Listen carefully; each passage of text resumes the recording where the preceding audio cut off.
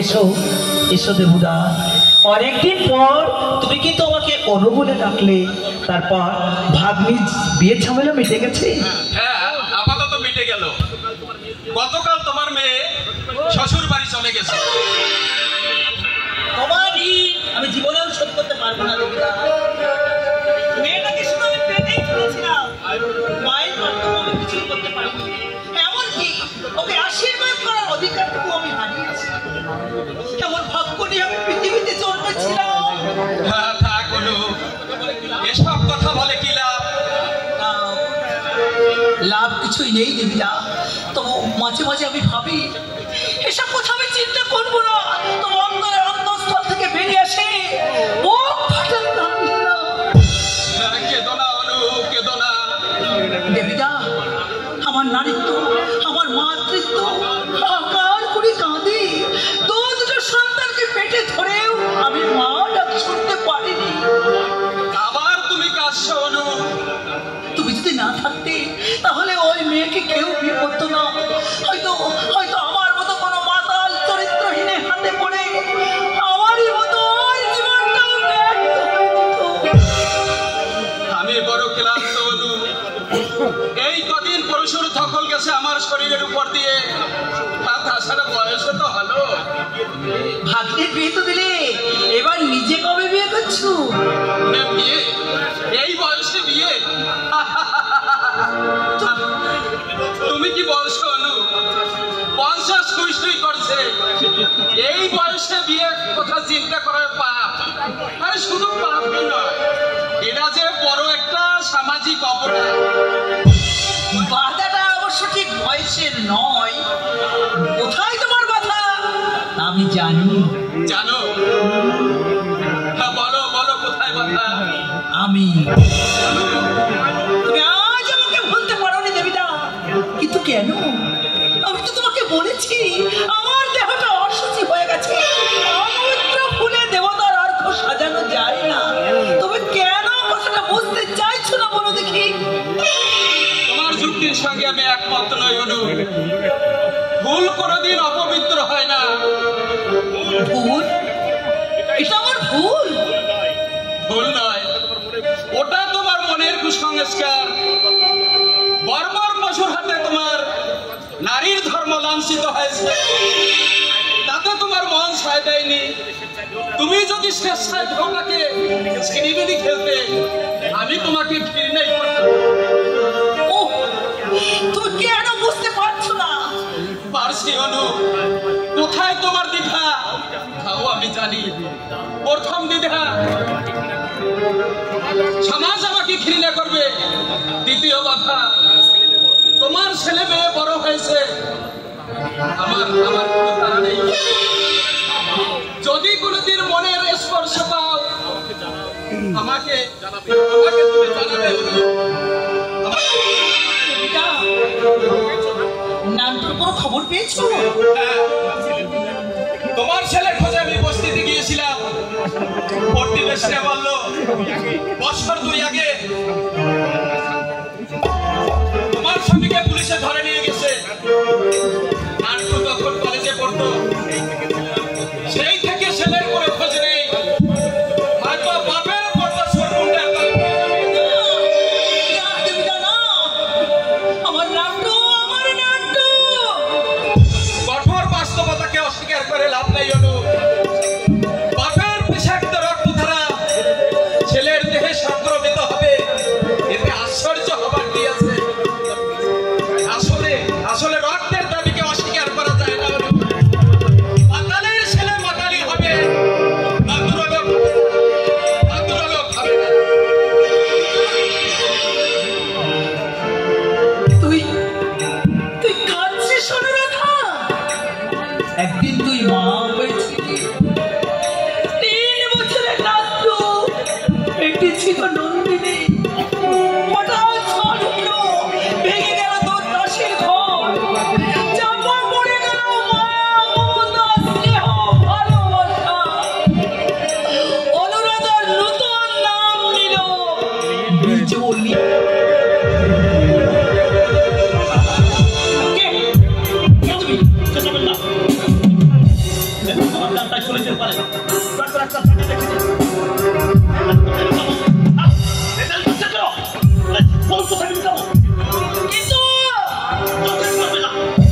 কিন্তু যদি আমার প্রাণ বিপুল হয় তাহলে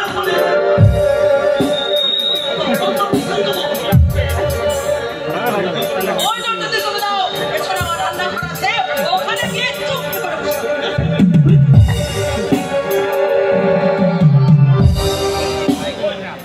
আর্জেন্টিনার ফ্যান বেস এখানে ভালো লাগে। কে ছেলেটা মাঝে মাঝে হবে কেমন সুন্দর চেহারা, ভালোবাসা ছেলে বলে তো মনে হচ্ছে, কিন্তু কিছু অন্যায় করেছে না, কিচ্ছু বুঝতে পারলাম না।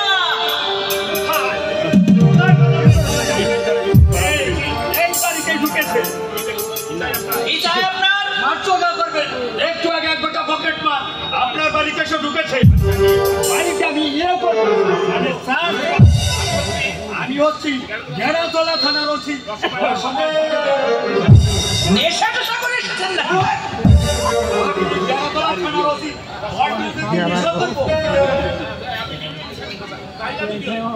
তাই না যদি, তাহলে এই ভর সন্ধ্যাবেলায় এক ভদ্র মহিলার ঘরে তার বিনা অনুমতিতে অনধিকারে প্রবেশ করেছেন কেন? আমি যদি আপনার নামে পুলিশ সুপার মিস্টার মুখার্জির কাছে রিপোর্ট করি,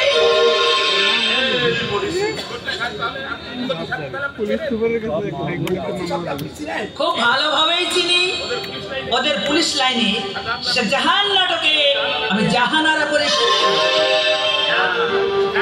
হ্যাঁ, মিস্টার মুখার্জি শাহজাহান করেছিলেন।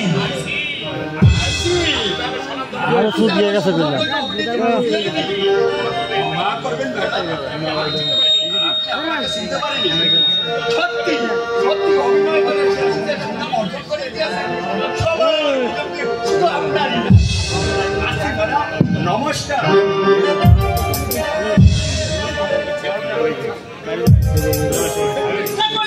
আপনি সার্চ করে দেখতে পারেন।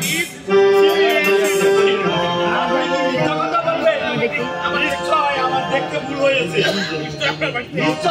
আপনার এই বাড়িতে ঢুকে পালিয়ে গেছে বেটা।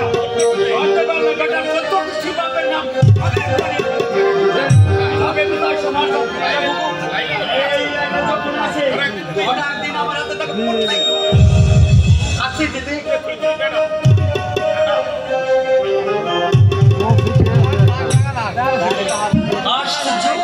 মানুষের চেহারা দেখে বোঝবার উপায় নেই, এত সুন্দর চেহারা ছেলেটা পকেট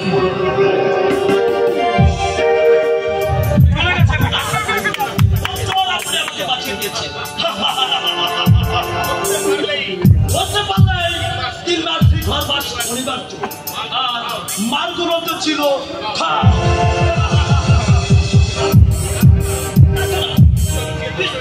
যেভাবে আমার কিছু নিয়েছিল, একটা গুলি করলে একদম ডাক্তার আমার নাম তোমার তৈলহীন প্রদীপ। বাবার শক্তির অসুবিধা আছে, জানা ছেলের নাম রেখেছে পদ্মলোচন। মানেই তোমার বাবা বলে ছোটবেলা মারা গেছে। আমি মানুষ হয়েছি তার মধ্যে লেখাপড়া শিখেছি। হঠাৎ একদিন কলেজ থেকে বাড়ি এসে দেখি বাবাকে পুলিশের ভয়ে বেরিয়ে পড়লাম ঠান্ডায়। তোমার লজ্জা করছে না? চেহারা দেখে তো মনে হচ্ছে ভদ্রঘরের ছেলে, কলেজেও পড়েছো বলছো, পকেট মারতে চিন্তাই করতে বিবেকে তোমার এতটুকু মারছে না? দেখো ওরকম জ্ঞান অনেক মোল্লাই যেতে জানে, কিন্তু পেটের ভাত কেউ দেয় না। 3 দিন সেই বস্তির ঘরে মুখোশ করেছিলাম, কেউ দেখে একটি কথা জিজ্ঞাসা করেনি। পথে বেরিয়েছি, মানুষের কাছে ভিক্ষা চেয়েছি, কিন্তু তারা ছুরি দিয়েছে অপজ্ঞার হাসি। কিন্তু কেউ আমাকে বিশ্বাস করেনি। আমার বয়স কম হলেও এই সমাজটাকে আপনারা চাইতে আমি বেশি চিনি। ভিক্ষা চাইলে কেউ আপনাকে 1 পয়সা দেবে না।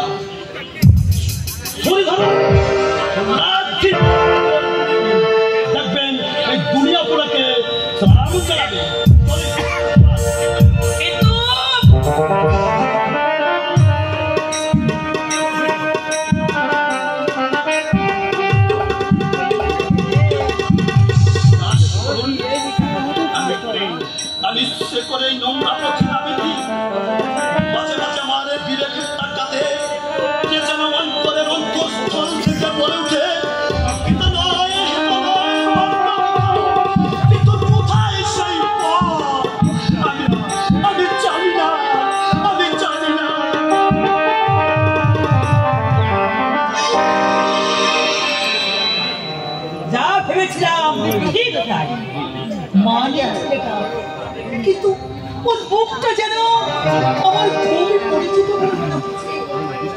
কোথায় রেখেছে? ওই যে ওই মুখ যেন আমার কত চেনা, কত চেনা। ওই মুখ যেন কত চেনা।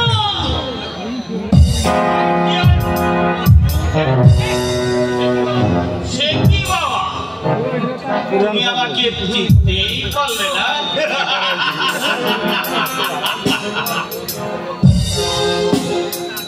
আমি তোমার পতি দেবতা স্ত্রী নটবর্ধন।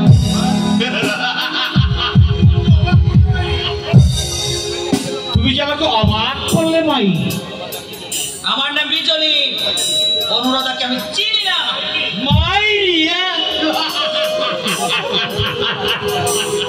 কত রঙই তুমি জানো বাবা।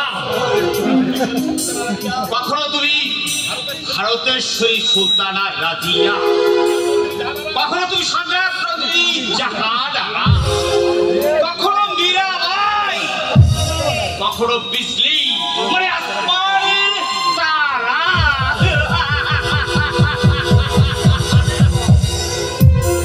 তোমার রূপের অন্ত নেই বাবা।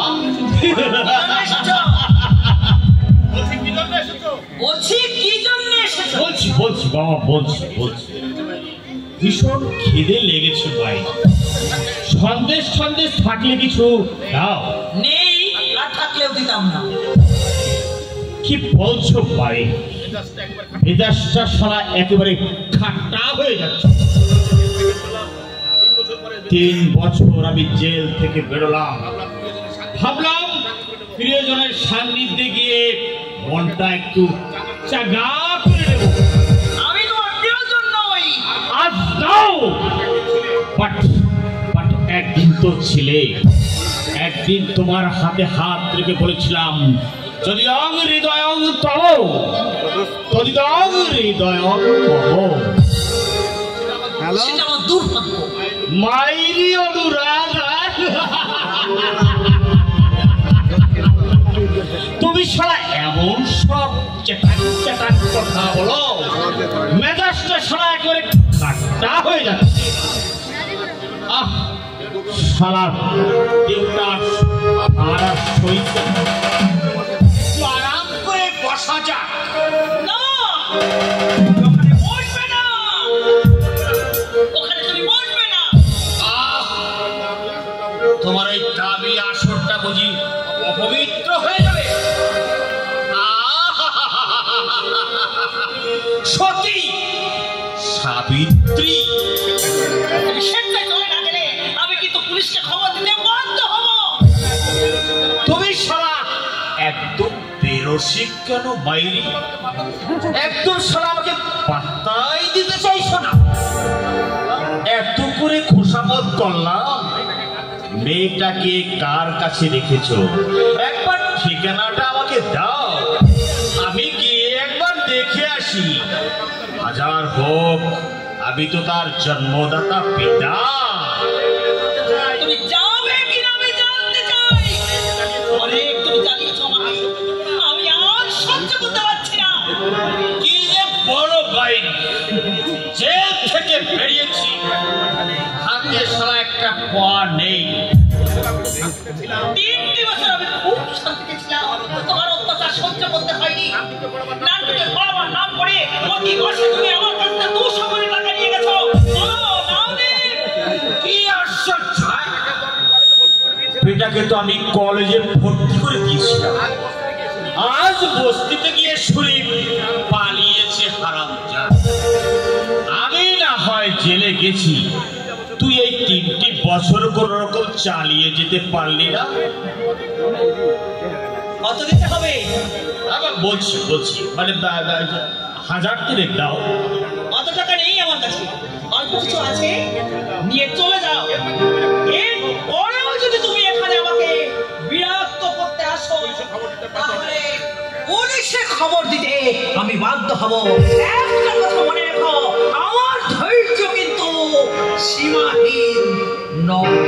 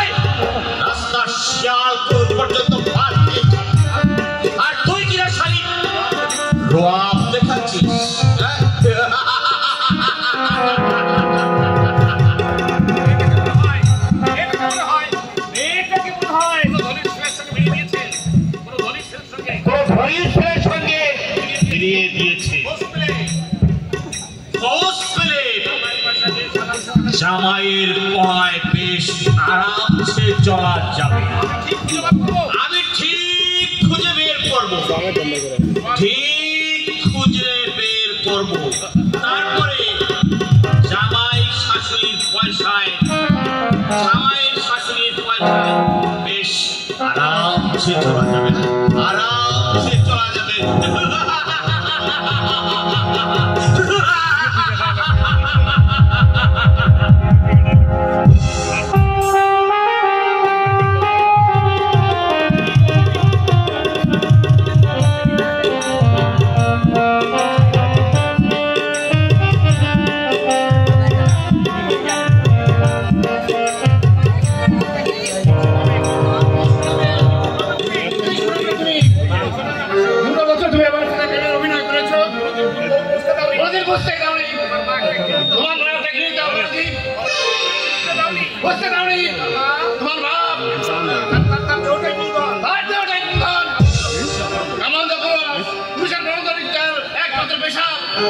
তুমি বিশ্বাস করো গো, আমি জানতাম না। তুমি সব জানতে, আমাকে প্রতারণা করেছো। আমি তোমাকে ভালোবাসা উজাড় করে দিয়েছিলাম, এই কি তার প্রতিদান? ও চলে যাচ্ছে, আমার মুখটা চলে পড়ে ছাই হয়ে যাচ্ছে। কি করে আমি লোকের মধ্যে মুখ দেখাবো? এতই যদি ঘৃণা আমার উপর, তাহলে তুমি একটা কাজ করো, আমাকে তুমি মুক্তি দাও। আমি চিরদিনের মতো তোমার জীবন থেকে চলে যাব। মুক্তি দেব, তোমাকে আমি মুক্তি দেব, তবে ছাড়পত্র নয়।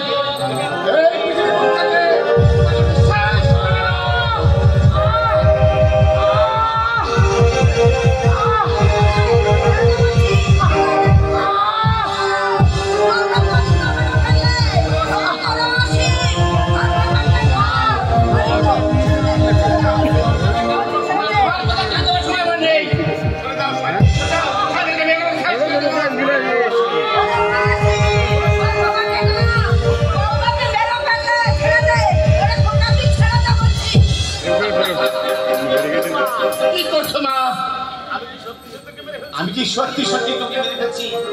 তবে আমরা নাটকের মহড়া ছিলাম মা। আমার নাটকের নায়িকাকে আমরা দুজনে এই ঘরে বসে আমরা দুজনে রিহার্সাল দিচ্ছিলাম। তুমি ভাবলে সত্যি সত্যি আমি ওকে মেরে ফেলেছি।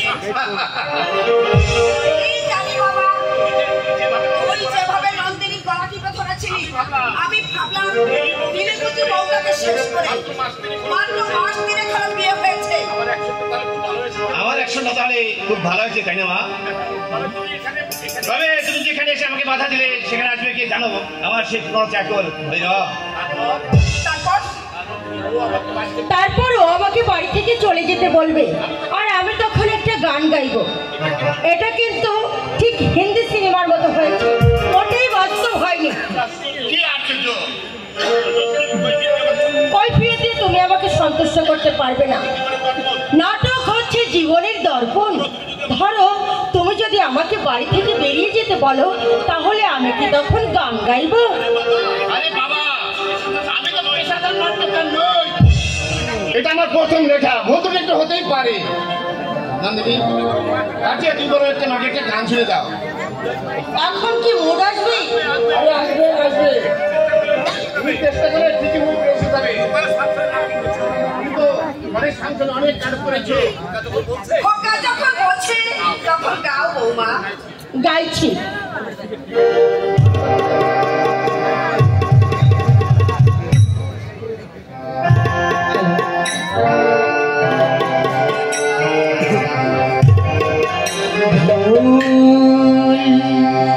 সবই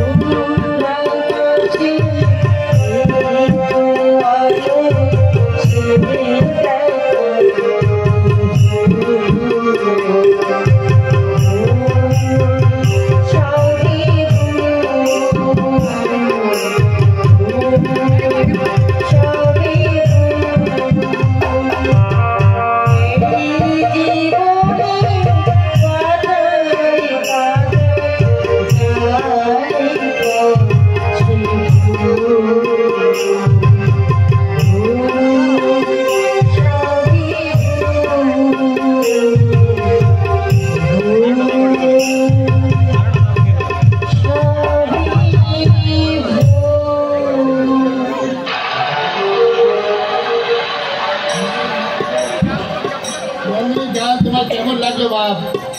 মায়ের চোখে জল এসে গেছে। কাঁদছো মা? তো নাটক, এই নাটক ওরা করিস নে বাবা। আপনার ভালো লাগেনি মা? ভালো লেগেছে মা, তবে কেন জানি না মনটা আমার বারে বারে গাইছিল। মনে হয় ওই যেভাবে নন্দিনীর গলা টিপে ধরেছিলে, তাই আমার বুকটা হিম হয়ে গিয়েছিল। এটা হয়তো ঝড়ের পূর্বাভাস। শান্তির সংসারে অশান্তির আগুন জ্বলে উঠছে। তুমি অযথাই হয়তো তাই রে খোকা, হয়তো তাই। কিন্তু তোরাই তো বলিস কথা, নাটক হচ্ছে সমাজের প্রতিচ্ছবি। হয়তো এই নাটকের সঙ্গে কারো জীবনে পরিবর্তন হয়েছে, হয়তো এইরকমই করতে পারে। তাই বলছি, সংসার ভাঙার খেলা আমার আর ভালো লাগে না রে খোকা, আমার আর ভালো লাগে না। না জীবনে, না নাটকে। কি গো, আমি তোমাকে বলিনি তোমার নাটক বিষাক্ত সমাজ মায়ের ভালো লাগবে না? বলছি নাটক আমি লিখবো না নন্দিনী। ক্ষমতা থাকতে নাটক লিখে আমি সাধারণ জনগণের মন জয় করতে চাই না। সাধারণ দর্শকের কর্তব্য তোমাকে ভাবতে হবে। কি আশ্চর্য, কিন্তু ওই বাস্তবকে উপেক্ষা করে বাস্তবকে উপেক্ষা তুমি করনি মশাই। না। একটা কথা বলবো, বলো। আমি তোমার বউ তো মোটামুটি গাইতে পারি। গাইতে পারো?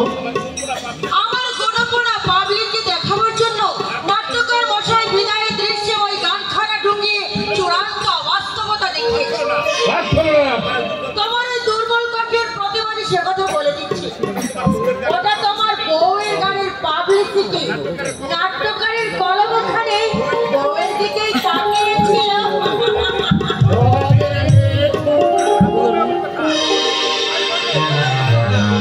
বলবো আমি তীব্র কণ্ঠে প্রতিবাদ জানাবো।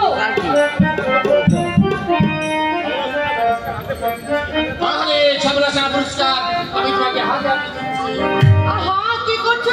ছাড়ো, আরে ঠাকুর পড়ছে যে।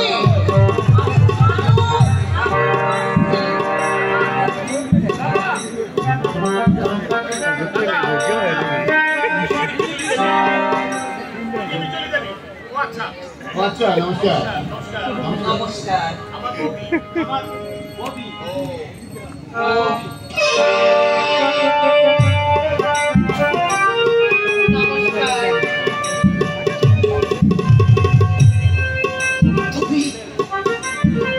আপনি আমায় চেনেন, কিন্তু আমি যেন আপনাকে কোথায় দেখেছি ঠিক মনে করতে পারছি না। আচ্ছা বিদ্যাসাগর ছাত্রীনিবাসে ওইদিকে আমার বাড়ি। হ্যাঁ, এবার মনে পড়েছে। আপনি প্রায় দিন বিকেল বেলায় ছাত্রীনিবাসের গেটে গিয়ে দাঁড়িয়ে থাকতেন, তাই না? হ্যাঁ মা। আপনার কেউ ছিল বুঝি ছাত্রীনিবাসে? হ্যাঁ হ্যাঁ হ্যাঁ, না মানে আমার মেয়ে থাকতো, তাকে দেখতে ঠিক তোমারই মতো। বলতে গেলে ওকে দেখতে আমি ছাত্রীনিবাসের গেটের কাছে গিয়ে দাঁড়ালাম, কিন্তু এখানে এসে তোমাকে দেখতে পাবো এটা কিন্তু আমি আশা করিনি। এই বাড়িতে আমার বিয়ে হয়েছে, ইনি আমার স্বামী। বাহ, দুজনে খুব সুন্দর মানিয়েছে।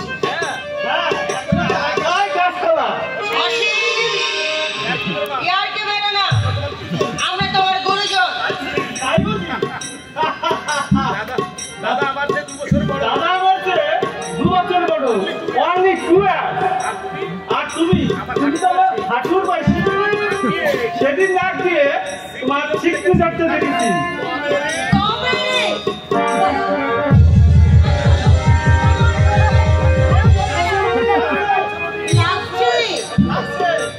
লাগবার জন্যই তো কানটা ধরেছে। আর কখনো ইয়ারকে মারবে? মনে থাকবে, সাবধান। আজকের মতো ছেড়ে দিলাম, ফের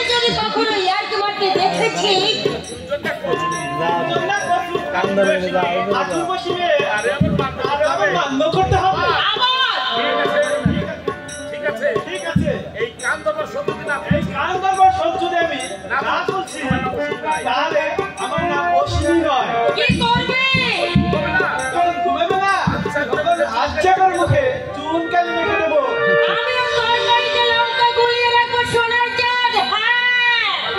তোমাদের দেওয়ার ভাজের খুশি আমার খুব ভালো লেগেছে মা। আমার মেয়েটাও ছিল ঠিক তোমারই নেই বুঝি? হ্যাঁ হ্যাঁ আছে আছে, শ্বশুর বাড়িতে আছে। তাকে দেখবার জন্য মনটা আমার পাখির মতো ডানা মেলে ছাড়তায়, কিন্তু উপায় নেই, উপায় নেই। আমি কে?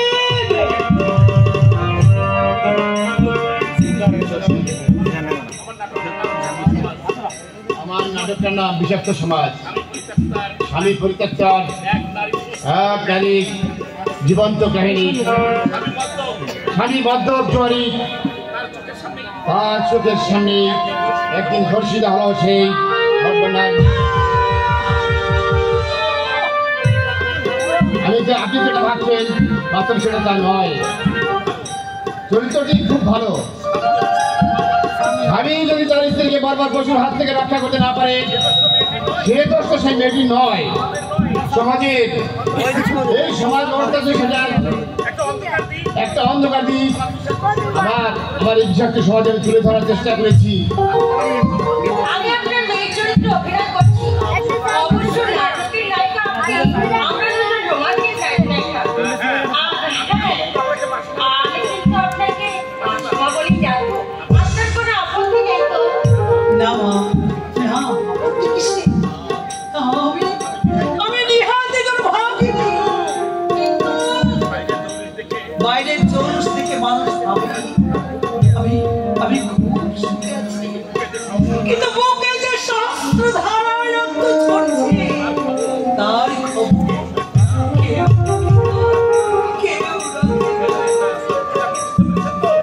চরিত্রটা কি বুঝতে পেরেছেন তো? হ্যাঁ বাবা, ভালো লেগেছে। একেবারে নিখুঁত বাস্তব ছবি। পাঠ লিখে পাঠিয়ে দেবে, কবে রিহার্সেলে আসতে হবে সেটাও জানিয়ে দেবে। আমি ঠিক চলে আসবো। শেষে কেন? না মা না, কথা যে আমি কথার খেলাপ করি না।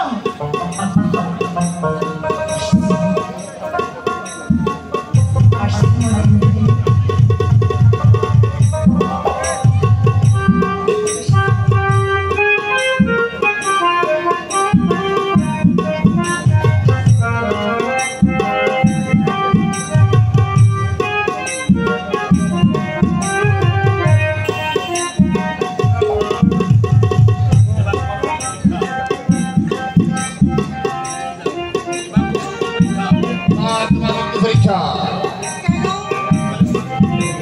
তবে যে ফাংশন অনেক অনুষ্ঠান করেছো, এবার তোমাকে পেশাদার অভিনেত্রীর সঙ্গে অভিনয় করতে হবে। যদি ভালো করতে না পারো, দর্শক তোমাকে প্রান্ত দিবে। একটা জিনিস তুমি লক্ষ্য করেছো, ভদ্রমহিলা যতক্ষণ এখানে ছিলেন অপলক দৃষ্টিতে শুধু আমাকেই দেখছিলেন, কেন বলতো? উনি বললেন না তোমার মেয়ের সঙ্গে তোমার চেহারার মিল আছে, তাছাড়া তোমার মুখটা এমন মিষ্টি, আমার ইচ্ছে করে অপলকে তোমার দিকে চেয়ে থাকতে। তাই করো, কাজকর্ম সব শিখে তুলে দিয়ে এসো, আমরা টোনাটুনি বকাবকির মতো মুখোমুখি হয়ে বসে থাকি।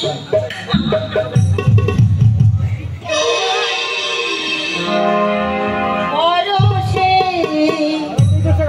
জীবন আমার ধন্য হলো, তুমি যে আর চির আশার তোমারি পরশে জীবন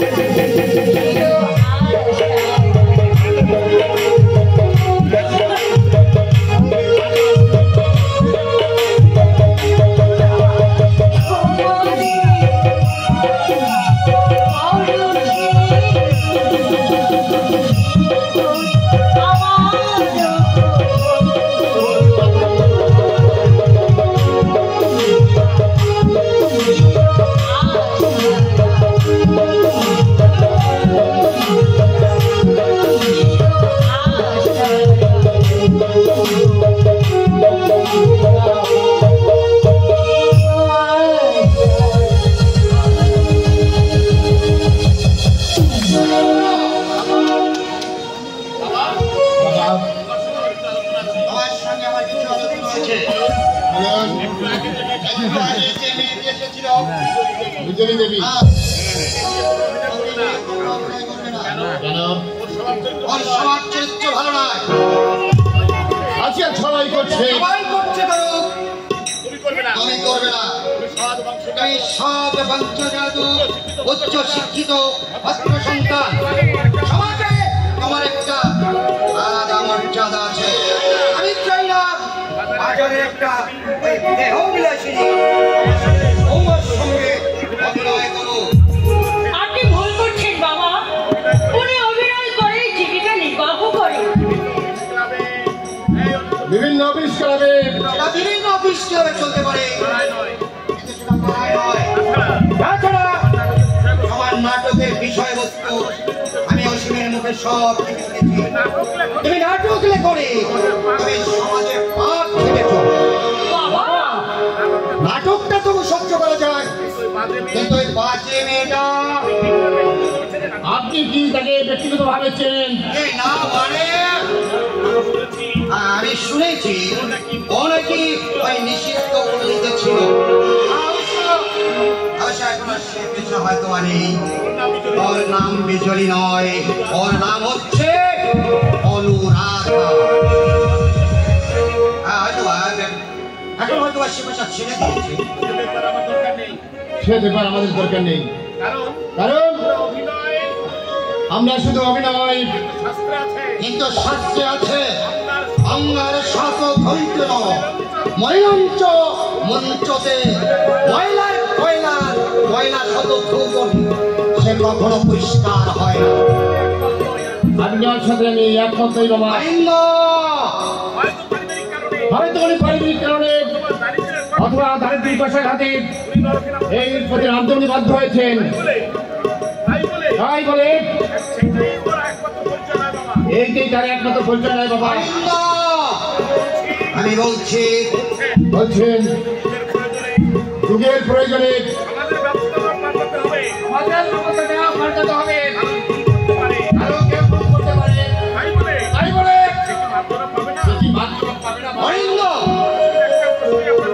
আমি শুধু একটা কথা আপনার কাছে রেখে যাচ্ছি বাবা, কোন পুরুষ যদি নিষিদ্ধ পল্লীতে যায় তাদের কি শান্তি বিধান রেখেছেন আপনারা? তাদের সমাজে অশান্ত করে রাখতে বাবা যখন চাইছেন না, চাইবেন না,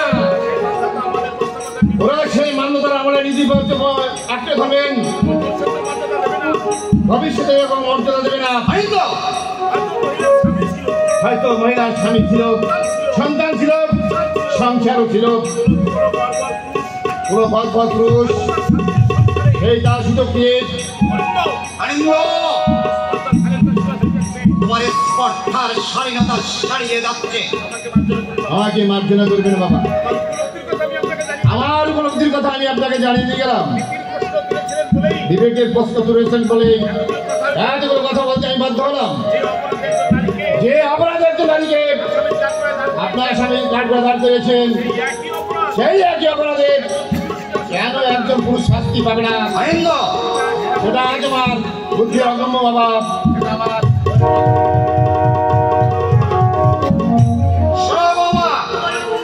আমার ইচ্ছে নয় তুমি বাজে মেয়ে ছেলেটার সঙ্গে অভিনয় করো। ও যদি বাইরে করতে চায় করো, কিন্তু আমি তোমাকে পারমিশন দেবো না। এটা আমার প্রেস্টিজ। আমি যদি ওকে ব্যক্তিগত ভাবে না চিনতাম সেটা ছিল অন্য কথা। তাছাড়া তোমাদের অখাদ্য নাটকটা অখাদ্য বলছেন কেন বাবা? আজকাল সব নাটককার নাই তো সমাজের চরিত্র তুলে ধরছে, কিন্তু কত করে কুষ্ঠের চরিত্র এক জায়গা করলেই সেটা নাটক হয় না। নাটক হতে হবে সত্য, শিব, সুন্দরম। কেন কেন সেই সমাজে পাক ঘটবে যত সব শিক্ষিত আর পাচিত। বাবা বলছেন ভদ্র মহিলারা কি দেহ বিলাসিনী, কিন্তু ওর ওই শান্ত উপস্থিতি মাতৃত্বের যে মহত্ব আমি দেখলাম, সে সেটা কি ভুল নাকি নাকি সেটাও অভিনয়? হয়তো অভিনয় আমি দেখতে ভুল করেছি, আমি হয়তো ভুল।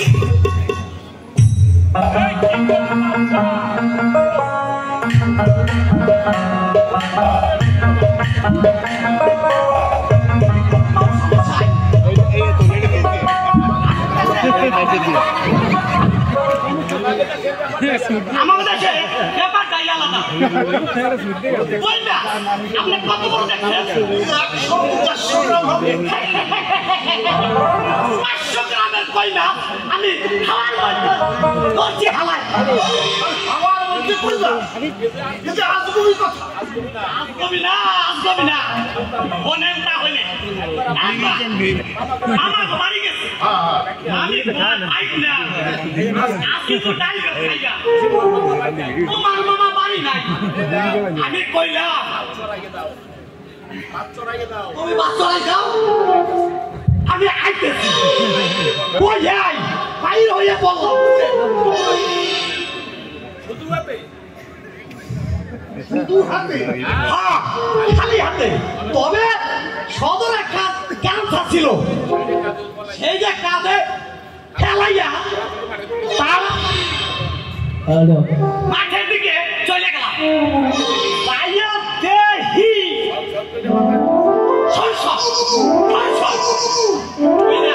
হাওয়া দিতেছে মানে তুই না পাতা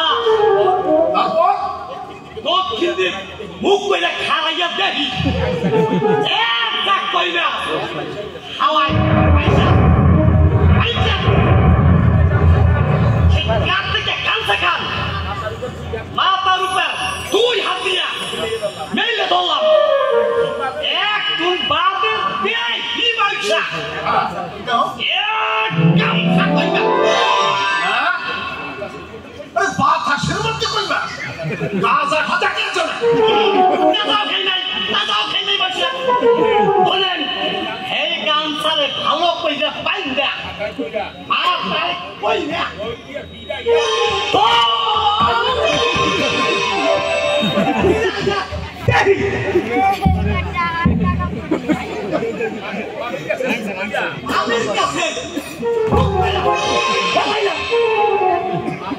মামি তো অবাক ভাই এত বড় কইরা দেখি ওজন কইরা কইয়া দালি পালা খাই না ওজন কইরা দেখে এক এক খাত কইরা 10 কিলো। তোমার গল্প কথা এতক্ষণে বুঝতে পারলাম পূর্ববঙ্গে বড় বড় মাছ হয়। শুধু কি মাছ দুধ দুধ আমাকে তো সে কুত্তে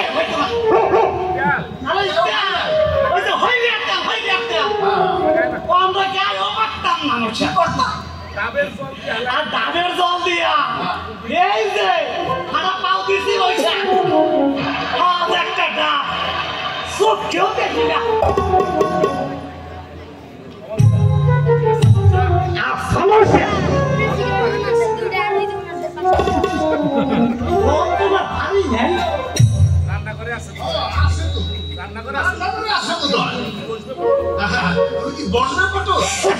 আমি তো বাজার করতে যাব আইসি যখন একটু পয়সাই যাই সামনে রঞ্জনার পরীক্ষা যদি একটু হেল্প করতে পারি মাইয়া খালে উপকার হইব। মাইয়া খামতে অবসায় গরিবের সংসার মেয়ের জন্য বাস্তা রাখবো সে শান্ত কোথায়? সামান্য সুন্দর মিস্ত্রির কাজ করে ওটা পয়সাই পায় নেওয়া যাবে। কিছু করবো না, কিছু করবো না। গাড়ি আছে না ও 2 ঘন্টা কইরা যদি করাই দেখবেন মাইয়া আপনার আস্তে আস্তে পাস করে গেছে বুঝলেন। বাজারে যাবে না বাবা? এক লাচি সোনার বেতন বাবুদের কাছে চাইলেই দেবে। আসল ছেলেটা দুর্গা মেয়েরা ছিল ওদের কাছে। রঞ্জনা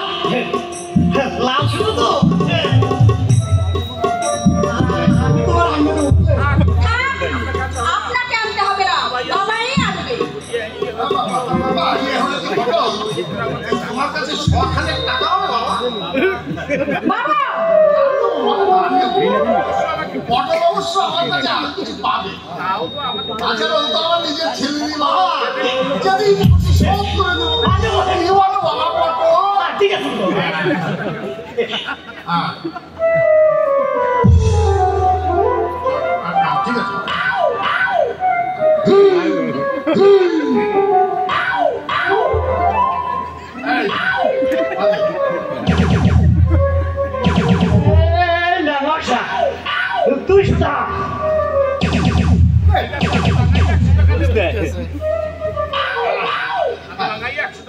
আমি এখান থেকে ভাঙি 100 টাকাই নেব।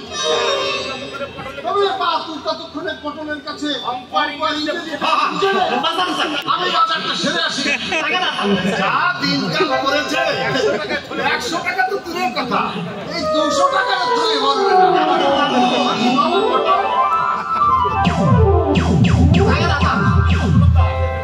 আচ্ছা পটলদা, সেদিন আপনাকে বলে দিলাম আমি আপনার কাছে পড়বো না, আবার কেন এসেছেন? না মানে ওরা ডিম হয়েছে, অন্য ব্যাপার আছে তাই না?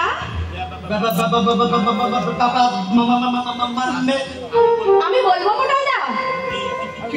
কি বলবেন? আচ্ছা পটলদা, আপনি আমাকে অঙ্ক শিখাতে চাচ্ছেন?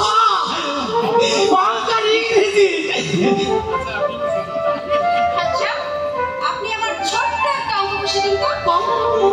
2 এ 2 এ কত হয়?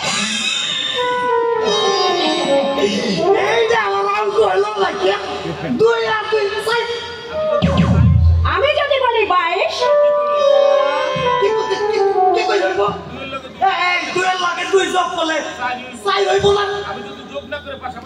আমি যদি যোগ না করে পাশাপাশি বসিয়ে দেই 22 হবে না মশাই?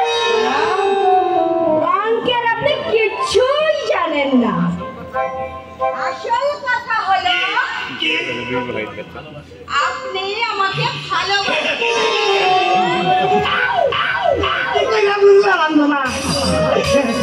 মেয়েরা না সব বুঝতে পারে।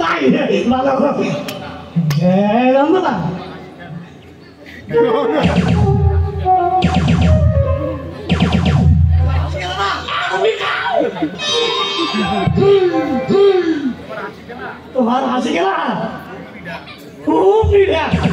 তাই বুঝছি। তুমি বিশ্বাস করবা কিনা জানি না,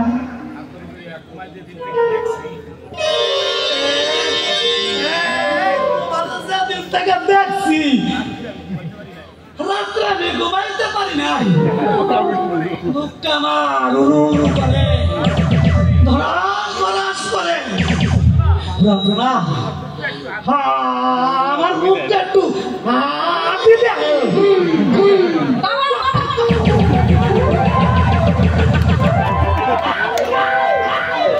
তোমার বাবা আসবার সময় পাইল না।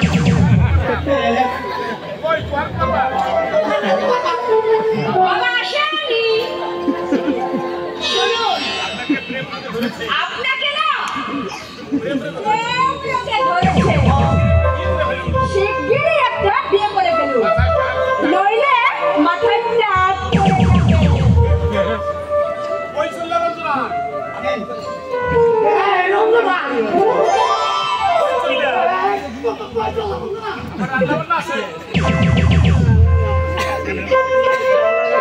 আইয়ে খান বড়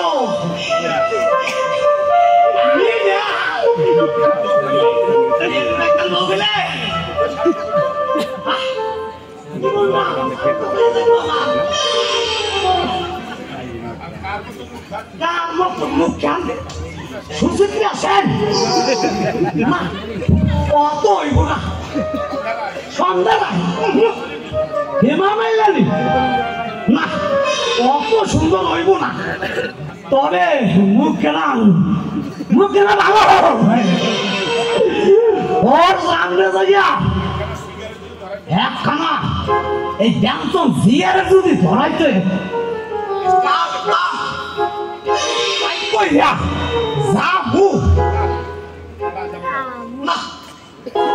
যা মনে না যাই এই গেলে যদি রাগ করে কম কে দিগাইলে কম এই যে সিগারেট বানাইতেছি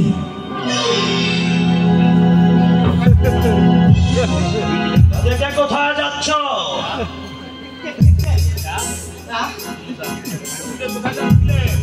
কোথায় যাচ্ছিলে কই যাই এখানে আপনি বসান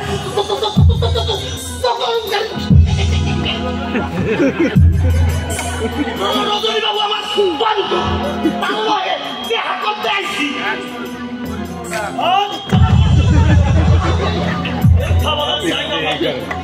রজনী বাবুর বন্ধু Shut up, Rascal!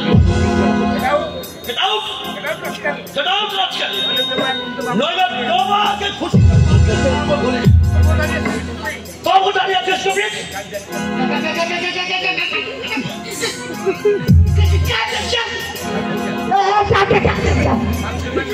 মানুষের বাড়িতে তো মানুষের আমার দেশে হইলে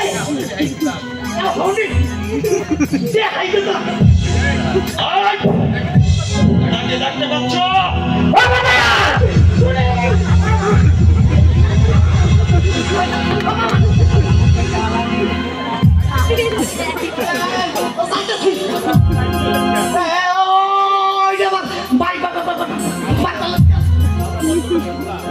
আমরা ভদ্রলোকের পোড়া ওই মুখের কথাই যথেষ্ট বুঝলে ওই ছুরি দেখা লাগে না তোমার বাবারে কইও আমি চলে গেছি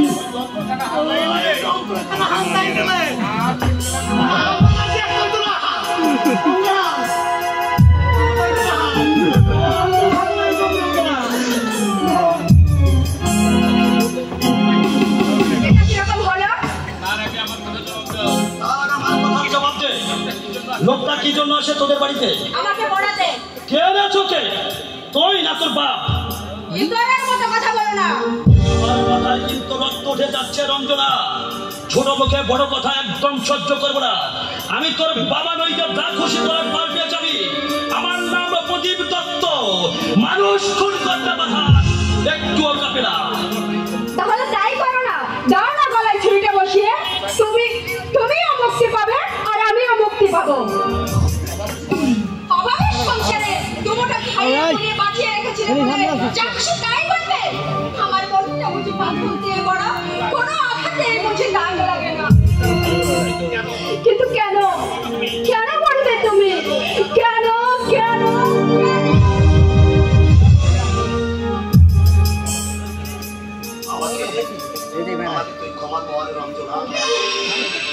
আমি যে কি চাই আমি নিজেই জানি না তুই বিশ্বাস কর এই বড় জীবনের আকাশে আমার কাছে তুই এখন জল ভরাবি আমার মানে বাবা থাকতেও নেই আত্মীয় স্বজন কেউ নেই কিছুই নেই কেউ নেই পৃথিবীতে আমি চলে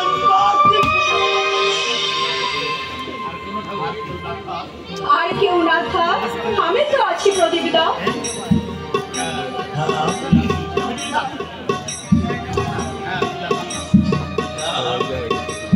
তুই আসিস মাঝে মাঝে আমার কি ইচ্ছে হয় জানিস আমি ভালো